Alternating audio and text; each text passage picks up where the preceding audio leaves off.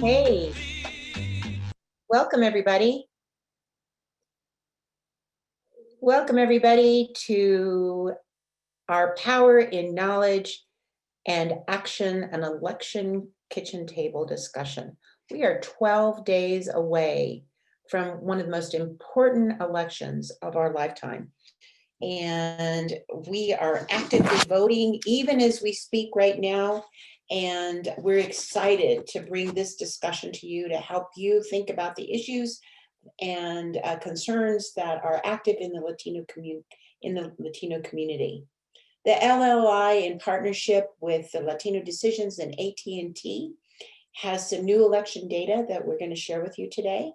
And we want to gather some really incredible Latino leaders in our community in a conversation about the issues that Latinos are facing in this period of our country's history. We have an amazing kitchen table today that I want to introduce you to.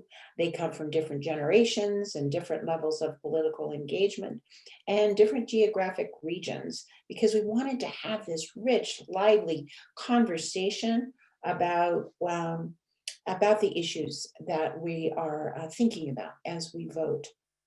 So I'm Katherine Archuleta. I am the first Latino to serve in a national presidential campaign as its national political director. And I'm former director of the U.S. Office of Personnel Management and chair of the LLI. I'm going to be joined today at the kitchen table by Dr. Gabe Sanchez, who's a data expert with Latino Decisions and who is conducting some of the most important polling and research regarding the attitudes of Latinos going on in the country, their attitudes and concerns, and especially as we look at this election cycle. I'm also joined by an amazing woman, Rhonda Solis. Rhonda wears many hats. She's currently serving her 8th year as an elected official in the Greeley Evans School District, and she's a podcaster. She and another Latino Leadership Institute alumna host the Latino Northern Colorado podcast, and when she's not doing all of that, she's vice president of the Latino Coalition of Weld Counties. So welcome to Rhonda. We're also joined by this amazing young woman that I've met over the course of my tenure at LLI, and it's Isabelle Melendez. She's a 4th year at DU, majoring in political science and sociology. So she's going to be bringing some pretty important generational views to our kitchen table. She's worked and volunteered in the Denver Public Schools, and she's a very vocal and fierce student advocate. Our next guest that's joining the table is Mike Delarosa, and Mike has a very great perspective of the business community and how this election is affecting the business community, and his insights on the issues and concerns that business owners throughout Denver and the region are thinking about. He's the founder of Delarosa Restaurant Concepts and vice president of the DIA Concessionaires Association. So we're really glad that Mike is at the kitchen table. And I'd really want to shout out our next panelist, Guillermo Lambarri, who is the state director of external legislative affairs at AT&T. And AT is one of our partners in this broadcast. And I'm very glad to have Guillermo. Guillermo leads the external governmental and public affairs at the state of Colorado and for the state of Colorado, Wyoming for AT&T. And he has extensive experience in business development, government, and community affairs, and has really brought his collaborative local approach to problem solving. You know, kitchen tables are a place of gathering. Food and coffee, wine, it really inspires people to have these rich conversations about a number of different issues. And I know it in my home, I really enjoy gathering friends I have and new friends, old friends, and just bringing them together to create lively conversation. And I know that there's lively conversations going on in our homes even today, that I know for us and my family, every time we sit down, there's a conversation going on about this upcoming election. And, you know, we need to have these conversations because it informs us. It really helps to solidify our own views and to hear other views. And that's why we wanted to bring this conversation to LLI today with the help of AT&T and Latino Decisions. You know, as we go forward to vote, we need to make informed decisions. And so having as much information as we can about what not only we're thinking, but for what we're thinking, but also learning what others are thinking is really important. For those of you who are listening in, I know it's hard because I know you want to be at the kitchen table with us. Technology doesn't always allow that, but we've figured it out. So we've created a place where you can join in, and that's through our chat room. And our chat room is really going to be a place where we can unpack some of the data and the stories. And Joelle is going to be serve as the expert in that chat room. Please join her. If you would just like to focus on the conversation, please feel free to close the chat, but we're also tweeting about the event. And if you'd like to do that, please join in. Remember, this is a nonpartisan conversation. So we need to be honest, but we're not affiliated. And be sure that you can join in and participate in, or just listen in. Sometimes being a fly on the wall is a really great place to be. The conversation will continue in both places. And let's begin today by introducing a really good friend of mine, Dr. Gabe Sanchez. Dr. Gabe Sanchez, as I mentioned to you, is an expert in research, serves at the University of New Mexico in political science, leads a department there. And, you know, Gabe, I'd really like to start with you because you always have such great information, and I always want to pull it out of you, and I really want to learn what you know. And so now most people would ask you, okay, tell us what the data tells us. I'm not going to ask you that question. What I really want to ask you is, what are those ahas that you're hearing from the data? What is it you're conducting polls? Latino Decisions is conducting polls all across the country. And you're hearing lots of different things. You're asking some really incredible questions, but there must be something behind all of that that is really surprising you, or is making you think even like, whoa, I need to hold on to this because it's going to be, it's something that I want to think about more. What is some of that behind the scenes data that you're hearing about that you'd like to share with our audience and with our table guests? Well, thank you, Katherine. It's always a pleasure to have an opportunity to talk with you folks at the Latino Leadership Institute. You've always been a great colleague, yourself and Joelle. And I remember fondly, must have been about this time 4 years ago, actually sharing a dinner table with you and having some of the same conversation. So it's great to be able to do this virtually, and I think this is an appropriate place to start the first question. So I'll say I usually have a slide deck and throw a ton of data at you, but I appreciate the opportunity just to have a little bit more of an informal conversation about some of the trends we're seeing in the data. And I think more than anything, what I'm seeing that keeps me up at night is, although voter suppression and intimidation is something unfortunately the Latino community is not new to, given how much discussion and concern there is in this particular election, beyond the numbers of looking at, high percentages of Latinos, particularly in battleground states, who are concerned about folks showing up with guns at the polls or misleading information, trying to keep Latinos from flexing their electoral muscle. I think what I'm a little more worried about is the long-term implications of all of this, including just concerns about whether or not we'll have a fair election. When we follow up in our surveys and we ask folks after talking to them about suppression and misinformation, do they have faith in our underlying democracy here in the United States? Unfortunately, sizable numbers of Latinos are questioning really the power of democracy and whether or not we actually can have fair elections. And the two subgroups that concern me the most are that Latinas, our female population across our communities, are about 10% more likely than Latino males to have concerns about the underlying strength of democracy in the United States, and our young people, those under the age of 35, much more likely to be concerned about all of this suppression effort. And I think those two particular demographic groups worry me. One, because Katherine, as you and I know from the research we've done together in Colorado, Latinos essentially drive our communities, right? They set the tone for how most of us get engaged in civic engagement, whether that's as our mothers, our grandmothers, our wives, etc.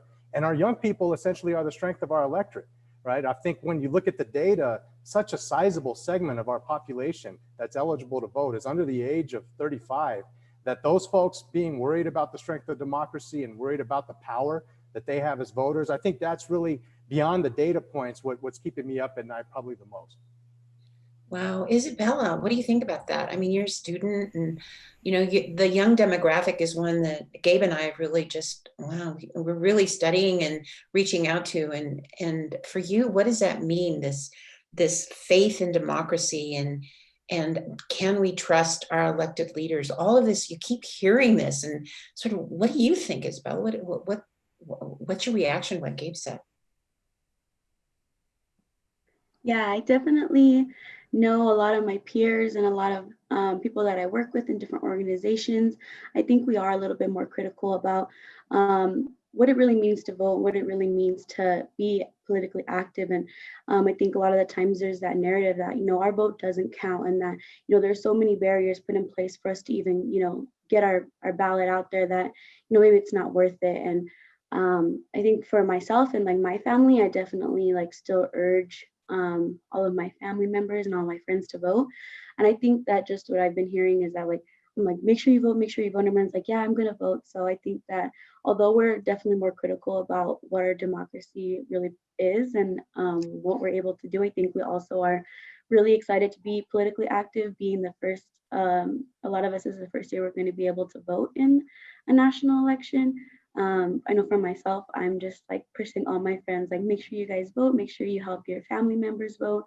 And as a Latina, I think a lot of my friends were just really leading the way. We're don't at the same time, we are really critical of our democracy, but at the same time, I think that we're just this is the way that we can be heard. So we're gonna take whatever power we do have with this and make sure that we're critical about, what is the ballot really saying and what are we really voting for, and how can we help our family members and others to make sure that they also understand that. But yeah, I would say that that's pretty much the consensus that I've gotten from sorority sisters, from peers at DU, from my own family members. I think we're all just, although very critical, also very excited for, our opportunity to vote and for our opportunity to help our family members. So yeah. Gabe, do you see what you talked about, what's scaring and keeping you up at night? Do you see that across all age groups of women? I'm just curious about that. And Rhonda, I'd love to hear your views on that.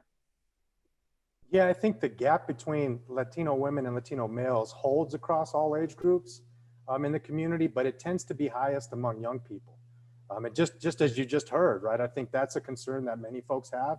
And just, give you a data point here, just stresses the value of having the voice of our young people.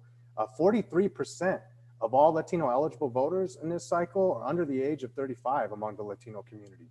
So I think that's why I'm stressed out about that, is I want to make sure that young people in particular recognize the power of their vote. And although we do have a lot to fear in terms of voter suppression, and we need to be concerned with that, keep in mind that a lot of what we're reading in the national news is being essentially augmented to try to stress us out, to put fear and hopefully decrease our capacity to be able to vote. So I think it's important for us to just reflect on that. And obviously we need to be concerned about it, but not overly concerned. What do you think, Rhonda? How do you react to it? Gabe's just said. So I think in Northern Colorado, we as women have just really rallied around this election. Last Friday, we had a Zoom ballot, party with a lot of Latinas, and just kind of went over the issues and really had a good, deep discussion about them. But what was exciting is that we had a women's march planned at the very next day, Saturday morning. So to go from, working on our ballot to then going to a women's march was pretty exciting. And so then we had the extra plan of, where the women's march is, we know where the closest ballot box is. So we're going to go drop off our ballots right after the women's march. So that's what we did. We danced from the rally all the way to the ballot box and dropped off our ballots. I think for us, we don't have as many organizations that are bringing this information to light. So we're just doing the work. We just know this work has to be done, and we're just going to continue doing the work. And so that's kind of where our focus is in our community in Northern Colorado. You know, Mike, it's just been tough. I mean, this year has been tough for the economy. It's been tough for business, small business, large business. I mean, it's, you know, what can we say? We're all in our homes. Especially in the restaurant business, really, it's got to be, you know, just you scratching your head. How do you move forward? What are you thinking about in this election? You know, it's interesting. There's already a lot of things that have been said that I agree with, but really there's a great number of things that keep me up at night that concern me about this. I mean, I think, you know, as you get older and potentially, particularly in a presidential election cycle, I think every 4 years you kind of see different landmarks in how you're thinking about things when you're someone my age. Myself, I have a 5-year-old and a 3-year-old now. So I find myself not only, you know, whereas 4 or 8 years ago, maybe it was just specific policies, but I really think about what kind of world do I want my kids growing up in, and what kind of ethics do our leaders have, and how do we treat each other, and those kinds of things. So that's the first thing that really I think about is I think that we've seen over the last 3 or 4 years now, really eroding sense of ethics on how we treat people, on you know, just the way we've seen in some recent debates and frequently in the media and stuff. What's the standard of conduct? Do we treat each other with respect, even though we have differing points of view? Do we have a common understanding that you know, everyone's perspective matters, and we treat people equally, regardless of their race or gender or sexual orientation or religion? And some of those things are very much threatened right now. And then I think, you know, on top of that, I'm concerned about, you know, some of the eroding confidence that we see when, you know, you hear terms like fake news all the time, and you know, now you want to call into question the legitimacy of our elections and some of those things. It's just scary to me, because some of the fundamental things that I think we've taken sort of as a given, even when there's variances in how we see policy, some of the just foundational aspects of our politics are really dramatically changing now. So that concerns me. And then I think whether you're on the left or the right, I think I see more and more now that it seems like we're not talking to each other if we're on different sides, you know, and you can, whichever channel you're flipping to up and down the dial, you go and find things that just reinforce your deeply held views. And there's no real dialogue between parties or people trying to find common ground. So I'm hopeful that things are getting better, but there are a great many things that worry me each night when my head hits the pillow. You know, Gabe, I was really intrigued by your ahas and sort of what your fears might be in going post-election. And one of the things I worry about, and I think some of the folks in our chat room worry about, is our vote enough? I mean, I know you're polling voters, but you're also polling individuals who have these opinions, and really making sure that we have this, that it doesn't end on November 3rd. And how do we keep moving forward? What are some of the things that you're seeing in the data that shows us that folks are concerned about what happens even after that November 3rd election? And how do we keep our faith? And how do we make sure that we can keep this sense of how we treat people and the role that we can all play in making sure that our country is a unified country? And, you know, we can have different opinions. Obviously, we all have different opinions, but how do we come back to creating that deep respect? What is some of the data that you're hearing about this that might be helpful for us to understand? Thanks for that question, Katherine. I also see Trinidad Rodriguez has a similar question in the chat that I'll try to cover in my response to your question, Katherine. We actually track this question pretty closely in our surveys. We always want to know at the end of the day, to influence change, do Latinos feel that voting is more important or protest politics, right? Because those are both very viable vehicles that we should be using to try to really, try to influence policymakers in our direction. And although the majority of Latinos across the country, including in Colorado, indicate that they think voting is more important, you have 25%, for example, in Colorado who say they're equally important, and 13% predominantly among young people who think protest is more important. So I think as we think beyond the election, the obvious aha moment is when you just look at the severe inequalities the Latino community is facing in Colorado and nationally related to COVID-19. Not only is the COVID pandemic disproportionately impacting Latinos in every single state, including Colorado, and positive tests, but economically, in Colorado, what I think 22% in our data of Latinos have lost their job due to the recession associated with the pandemic. And among small business owners, over 20% have either lost their business or seen significant drops in revenue. So I think when we think beyond the election, it's critical that we keep the pressure on the powers that be and really ensure that folks understand that COVID-19 did not create these inequalities. They've just shed a light on existing inequalities that our communities have faced for generations. So I think that's the pressure, right? That's what we have to do. We can't give up on election day, regardless of which candidate wins. That's really where the job starts.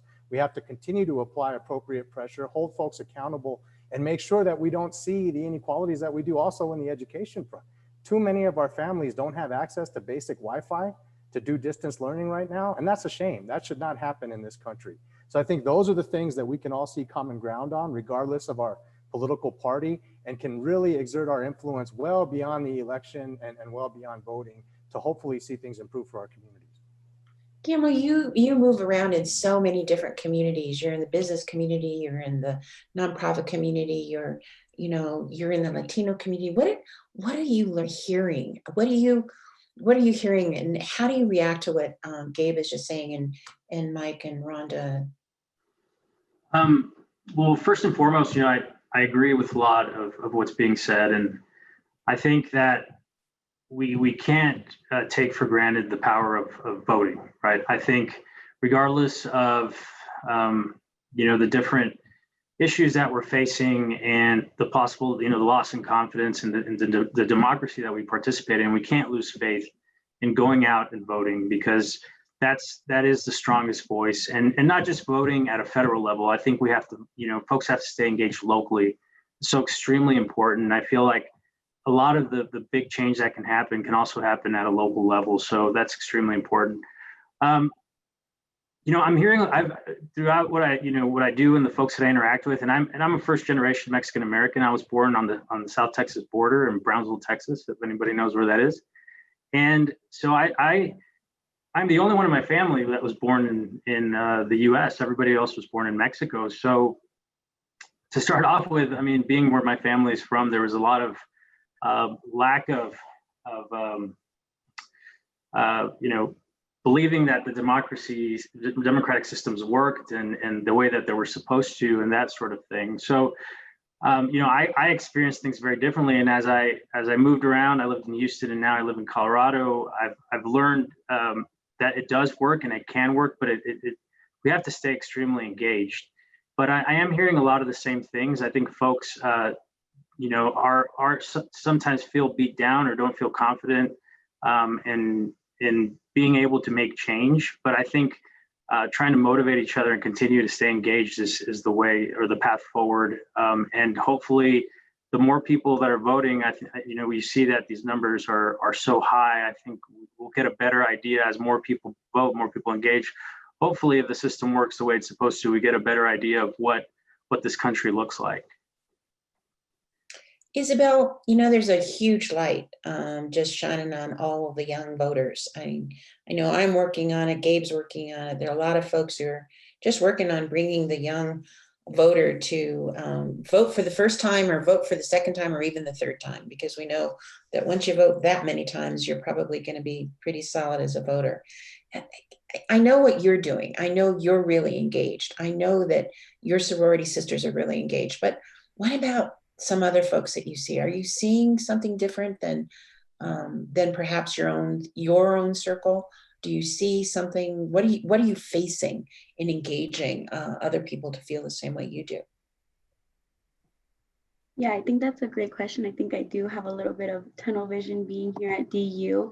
I am surrounded by a lot of students who are really engaged, but I am also like a mentor on different levels here at DU with pre-orientation and Summerlink, and just hearing a lot of what students have to say that are coming into college. A lot of them, you know, I think it's just a toll that has been put on us a lot of the time. It's like, this is kind of what we have been presented of like all these different issues. And I think it is a little overwhelming for what can we do? You know, we're just young kids. We don't really have a voice. And, you know, not only do like we not understand what's going on, but like we also have the toll of like educating our family as first generations and making sure that like if we're an advocate for, you know, our family, we also have to like take on that burden ourselves. So I think that it is very overwhelming. I think for somebody who, you know, doesn't understand the complexities of these issues, looking at the Denver ballot is, you know, intimidating. Yeah. Like even I looked at that blue book, I was like, what is this? You know, like even as a political science major, I'm like, I'm not ready to look at this, you know.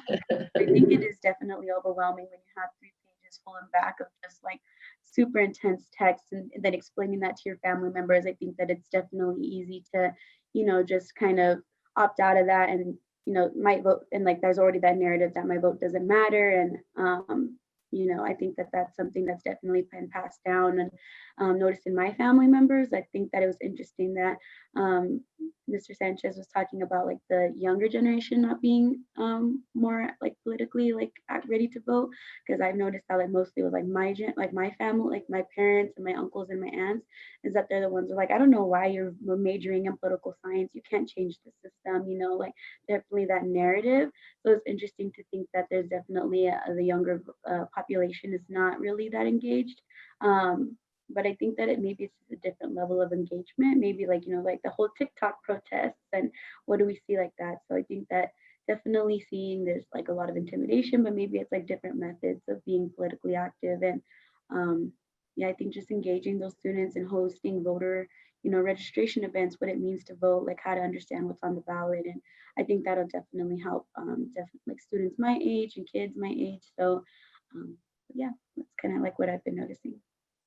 You know, Gabe, you and I just did some research on young voters, and I was really interested as we were reading the data about what they believe to be the most important issues. And I think that some of our other guests here have talked about it, but do you want to share that data? Because I think it's really important. It came to me surprisingly, and then not surprisingly, like, oh, that makes sense. But okay, can you share a little bit about what we found in that recent poll that we did, or survey that we did with young Latino voters in Colorado? Yeah, absolutely. And I think I first want to make sure that we understand, I'm not suggesting that young Latinos are not engaged politically, right? In fact, I think primarily the opposite when we look at age and race together. The Latino electorate, particularly our young people, are highly engaged. They just do not tend to vote at the same rates older Latinos do, right? And there's a lot of structural reasons about that. But That's I think a great distinction. Yeah, I think I want to make sure that we're not suggesting our young people are not engaged, because I think that that's far from the truth. And in fact, the data from the primaries across the country suggests we might actually see a surge in youth vote, 18 to 35-year-olds, which, you know, obviously is a good thing for democracy. But I think part of it is figuring out how to engage young Latinos differently than we think about Latinos who might be, you know, 45 and older. And I think some of what we found in our research together, Katherine, is that when we think about the most important issues for most of the population, including Latinos, COVID-19 relief and addressing COVID-19 and the cost of healthcare have been the driving issues. But for our younger segment of the electorate, you know, thinking about overall equality and police brutality and police reform is a message and really a theme that resonates much stronger with that segment of our population than those of us that might be a little bit older.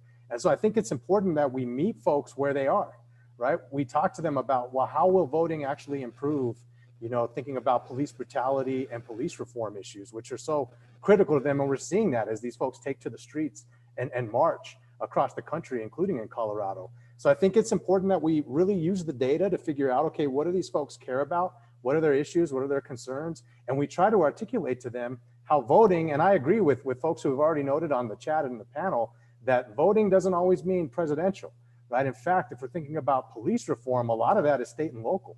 And we need to show them examples of how you can actually engage in civic engagement and actually improve those outcomes, particularly for Latinos, which unfortunately our data strongly suggests face extreme inequalities when it comes to police brutality. In fact, a recent Latino national family study I conducted showed that unfortunately over 70% of Latino parents are worried that their children will face excessive violence from police at some point in their life. That's a sobering statistic, right? So I think trying to figure out how to connect with our young folks in a way that informs how they think about politics and the issues that they care about is important. And that includes how we reach out to them, right? If they're digitally oriented, we need to come up with messaging that reaches them digitally and not expect them to come around to the way that we think about politics.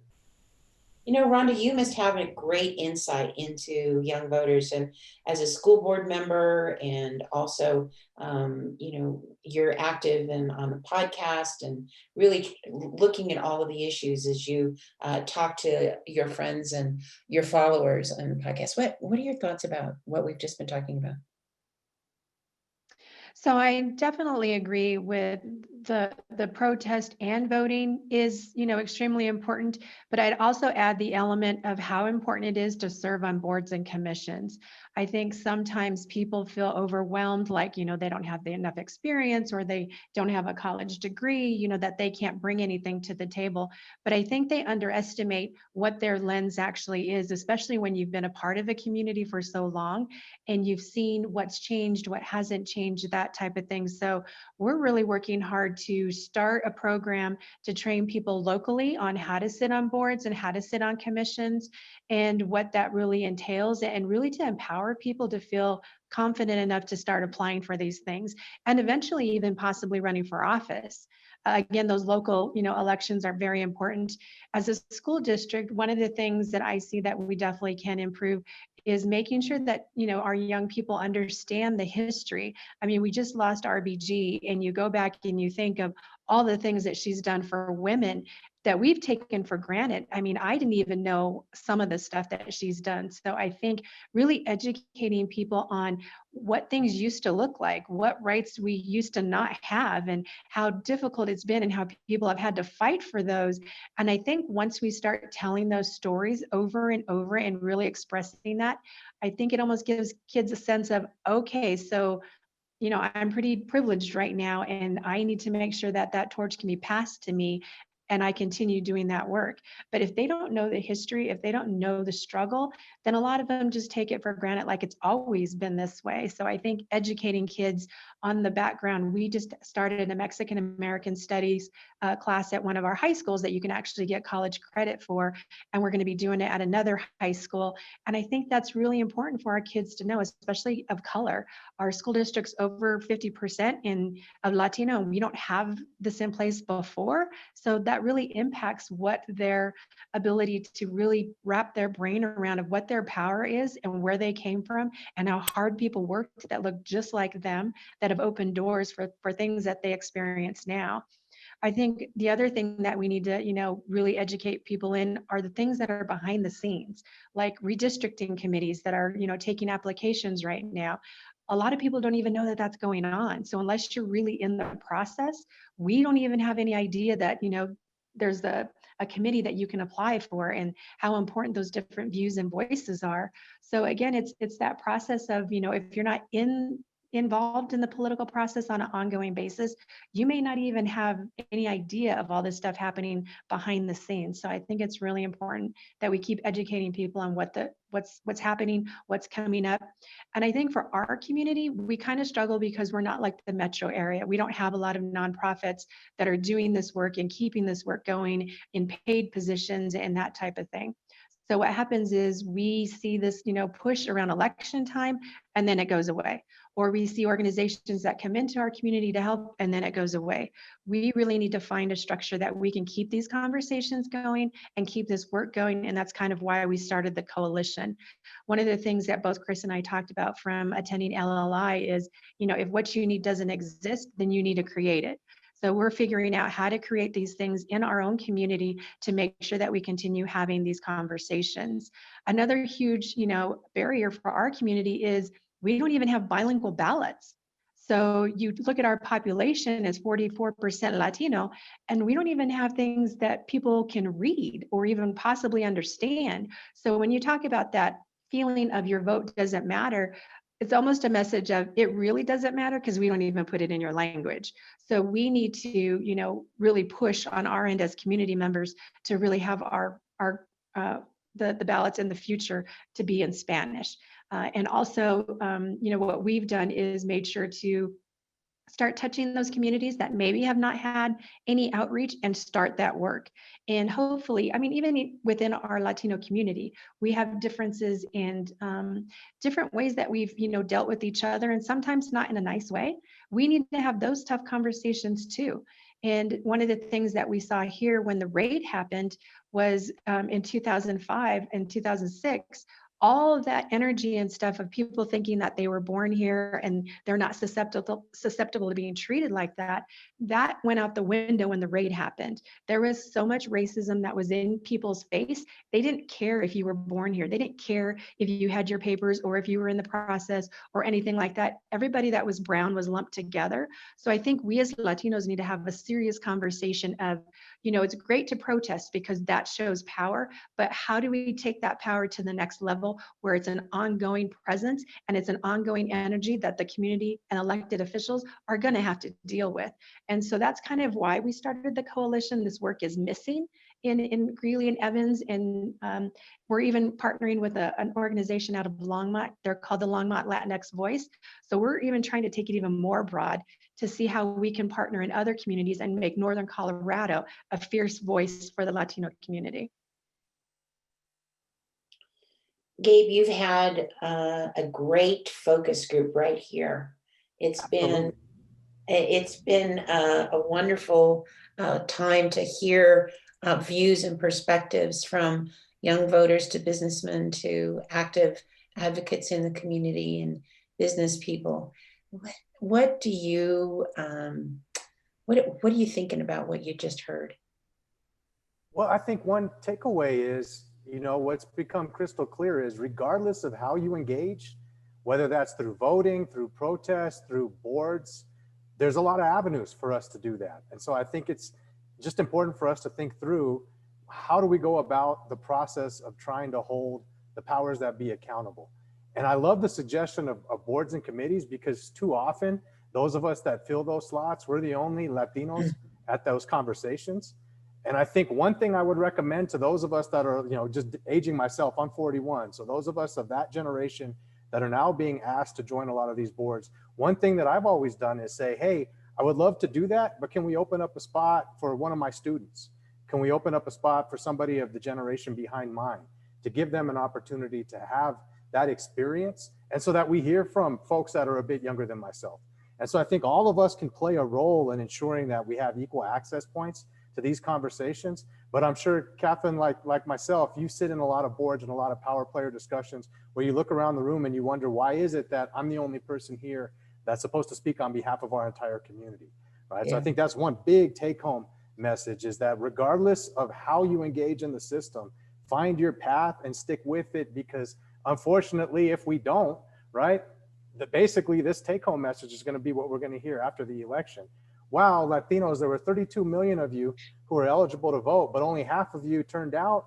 I guess you're not all that influential, and maybe your issues and concerns that you care about won't get as much attention as they would if you voted at higher rates. We've got to make sure that doesn't happen. So let me go around just as we're beginning to wind down. We still have a few more minutes, so I'm going to ask each one of you a question. What is your number one issue that you're concerned about, and what do you think will motivate voters to work? And not a long conversation, but how do we get folks to the voting booth, or to the voting, or mail in their ballots? So 2 questions for you, kind of really short answers, round robin. So what is the number one issue? Because we want to give Gabe, we always want to give Gabe more information, because he just soaks it up. What is it, sort of, what is your number one issue, and what is it going to take to motivate folks to vote? So, Mike, I'm going to start with you. Okay. Yes, I'd say I mean, there's so many policy issues that I think are important, but my primary thing that I want to see is just somebody that can start bringing the country together around the common interests that we have. Again, people are always going to have different priorities, but I think it's really important that we break from this cycle of how much divisiveness we see in our country right now. So that's the thing that I'm most concerned about. In terms of voting, I think it's just about talking to your friends, talking to your neighbors, getting people to understand how important it is that you're getting out and voting. And I think we're very fortunate here in Colorado that we have mail-in voting. I think those of us based in Colorado, probably a lot of us, including myself, voted the day that the ballot showed up in my mailbox. I sat down and got to work on it and actually involved my kids and kind of showed them what I was doing. And even though they're young, talked to them about how important that is. So I think it's just encouraging people and believing in the importance of doing it. It's our civic duty, and it's something we shouldn't take for granted. Thank you. Isabelle, let's go to you.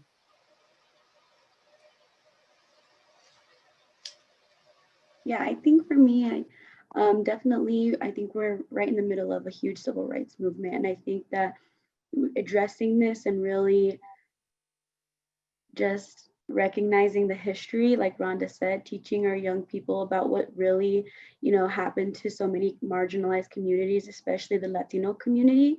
I think to get people to vote in regards to this, I think that, like Rhonda said, it's like a really deep and ingrained issue. And I think that this isn't something that we could just vote on, but I think that it's something that we can definitely work towards to understand as, not only the Latino community and like our, anti-Black sentiments that we sometimes have, but also just what we can do better as a community. I think just having those hard conversations about like why you talk the way you do or why you refer to people the way you do, and having those really hard conversations that, I've had to have with my family members, and, just getting, our national government to like really address that these issues are real for a lot of people and that we are, systematically oppressed, and just working towards, finding policies and ways that we can really create like a more unified society, kind of like Mike said. I think that that'll help with that polarization. So that's kind of like what my main focus is. I think that's a lot for people my age, is that I think it's hard to look past anything else when there's a lot of this happening, as long as like global warming and the environment. So I think it's a lot, but I think definitely this current civil rights movement is one that we're really passionate about, for myself also really passionate about. And yeah. Thank you. Guillermo, what are you thinking? What's your issue? What is the number one issue, and how are we going to motivate one another? So I'll just say I definitely agree with the movement that we're seeing. I'm paying a lot of attention to how our leaders are reacting and actually working towards real change that allows all communities to prosper and to participate in our democracy and to flourish in our country. But just to add a different topic, which I think is extremely important, and is the economy and the way that folks participate in that, and that all folks have an opportunity because to prosper in the economy financially, because I think that is what, being able to have a good job, build a career, earn money that lifts you out of situations that are difficult for our communities is extremely important. And there's a lot that goes into that, but that can create real change and generational change for our community. So the economy is very important as well. What about motivating folks? How are we going to motivate people to? I'm thinking about not only motivating to vote, but to stay engaged, because I think voting is the sort of the most visible way of being engaged in your community, because it helps to really voice our issues, but also to choose our leaders. What are we going to do? What are your thoughts about that, Guillermo? What's going on? How do we stay engaged? Yeah, absolutely. I think I'll go back to my earlier comments. For me, it's at a local level, what we're doing in our communities every single day. I think that's the real magic. I truly believe that the way that we treat others in our community, the way that we help others in our community, the way we participate in helping lift others in our community. I think that's how you truly get people to believe in what is happening right in this country, is the everyday actions, and bringing folks along with you and showing them that they matter, their voice matters, and making sure that they can see that they can participate, because a democracy only works when everyone can be a part of it, right? Then it's not truly a democracy. So I think for me, it's just staying engaged at your local level, and to the points of going on boards, but also bringing those people with you, giving other people opportunities, making them see that they truly matter and their voice matters. And Rhonda, what are you thinking? What's the most important issue that we really need to see come through in this election, and what are the things that we can help motivate people to stay engaged? For as sad as it sounds, I mean, my number one issue is to not go backwards. When I look at the progress that we did with DACA, when it comes to women's issues, when it comes to LGBTQ issues, when it comes to, clean air and environment, I mean, we've made those strides, and it's taken us so long just to get to this point. My biggest concern with this election and making sure that, I vote for people that are going to keep that progress going, is that there's a likelihood that we can put someone in place that will actually take us the other direction. And that's really what keeps me up at night. When it comes to keeping people engaged, I think it really has to be an ongoing situation. I think people are frustrated when they feel like their vote is taken for granted. And, the only time anyone asks them any questions is around an election time. I think we just really have to develop and be creative of ways to engage people throughout the year, every year, of talking about these topics. And that's kind of one of the things that we're going to really try hard to do. Weld County is huge, so it's going to be very challenging. And obviously we're doing it at a grassroots level, so there's not a lot of money yet. But I think really, making people feel like they're important. They need to be at the table. We want to hear what they have to say. We want to hear how it feels in a rural community of Weld County versus, maybe a city like Greeley. What's that difference? What keeps them up at night? And I think we have to be really creative when it comes to our younger folks.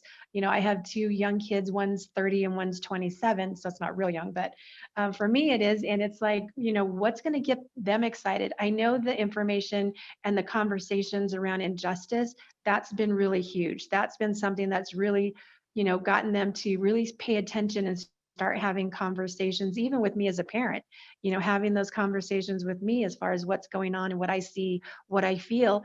And there's almost, this, how do we empower them and not just let them feel helpless while they watch all this stuff happen? So again, just kind of keeping those conversations going and this work going. And we have got to figure out different ways. Isabelle, did I get to you? I don't think I heard your voice yet on this question. I talked about the current civil rights movement. That was like the most important for me. Okay, great. Did I reach everybody? Did I catch everybody? I lost myself around the kitchen table. Sorry, guys. I want to ask myself that question too. Do you mind if I sort of chime in here? Because I'm the hostess. Yeah. So I'll join in. I actually think that the most important issue for us now is the election, because it's a demonstration of our engagement. I just think that recognizing the political strength that we have as a community is the number one issue that we have before us. Because before we can make a difference on any one of these issues, I think we have to recognize that we have that power in our hands. And so when I think about what's going to motivate, it's sort of out I don't know if the word is hope. I don't know if the word is faith. I don't know if the word is fear. I don't know if the word is, anger. I don't know what the right word is, but I know that unless we are engaged, that we're never going to make a difference. And I think for years, there's been lots of us who've really thought about not what happens every November, every 2 years or every 4 years, but what happens on a day-to-day basis. How do we hold our elected officials, no matter what party they're in, really, how do we hold them accountable? How do we make sure that when we vote in November, that in June of the following year, the following year, the following year, they're still acting on our behalf? And so when I think about what worries me the most on a day-to-day basis, and what what I need to do is really find that message and who the messengers are on on an everyday basis. And I happen to believe it's all of us. I really do believe it's all of us who have to make the difference, and we have to do that together in whatever positions we're in. But I'm gonna sort of start giving up the November date and think about every day as an opportunity to really engage individuals, because we have the power right here. So that's my opinion for the woman sitting at the head of the table at this moment. Gabe, what do you think about what you've heard from everyone? What's your takeaway from this wonderful, talented, experienced group of people? Yeah, and I got my notebook out, so I appreciate y'all letting me treat this as an informal focus group. Always willing to collect more data, particularly from smart folks like you've assembled on this panel. I think the thing that sticks with me and resonates is, we heard a couple of folks mention that we're in the middle of a social movement. And if you think about this as a social movement, that means it's not going to end on election day or a month after. It's hard work. It requires a lot of energy.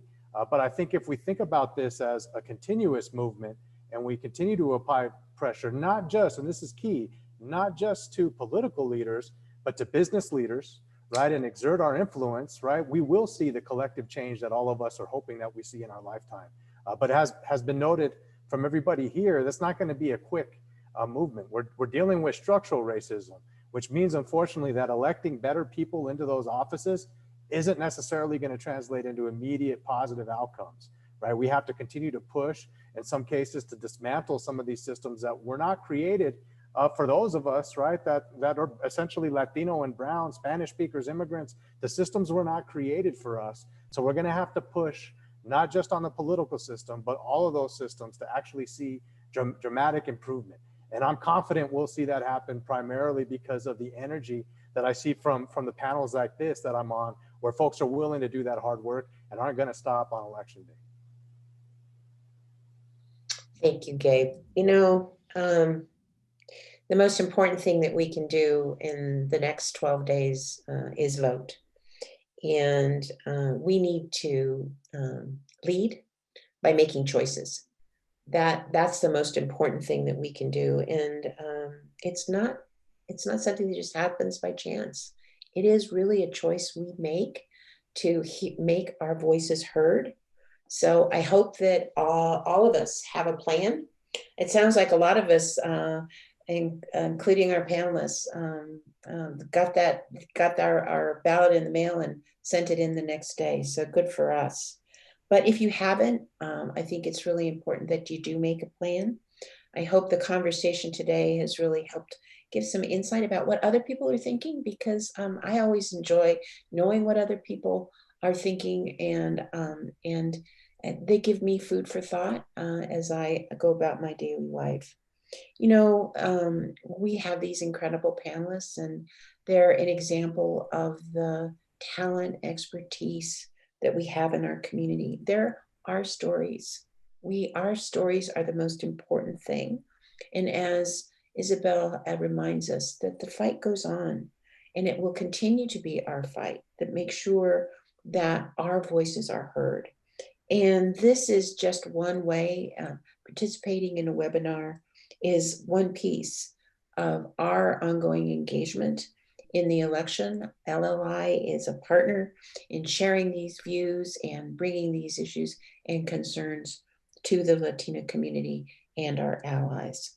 So we need to lift up our stories. We need to be sure that you're sharing your story, that you have these kitchen table conversations going on and inviting new friends and old friends to share those stories with you. So be connected, remain connected, and I hope you can follow us on social media. And thanks to all of my guests today for being with us and to sharing their stories, their comments, their issues and their concerns and their views. So there's the information. If you haven't if you haven't voted, please do so. And we look forward to seeing you again in another Power in Knowledge and Action. Thank you, everybody, for joining us today.